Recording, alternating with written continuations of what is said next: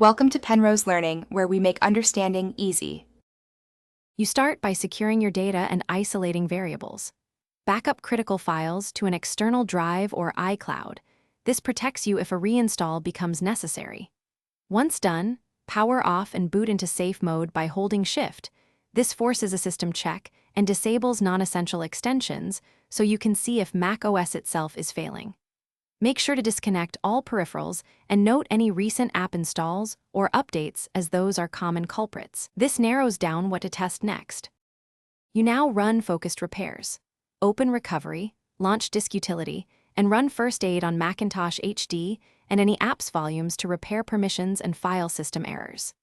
If odd hardware symptoms persist, reset nvram/pram to clear boot settings, then reset the SMC to resolve power and thermal behaviors. Once those are done and the problem remains, reinstall Mac OS from recovery.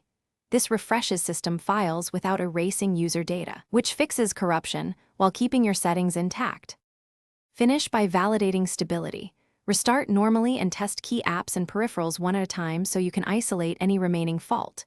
If everything is stable, restore files from your backup selectively rather than bulk copying.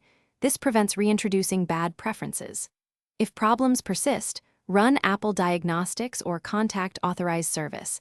This checks hardware like SSD and logic board. One troubleshooting tip: if random crashes continue, create a new user account to determine whether the issue is system-wide or limited. Thanks for watching. If this was helpful, leave a like and consider subscribing. See you next time.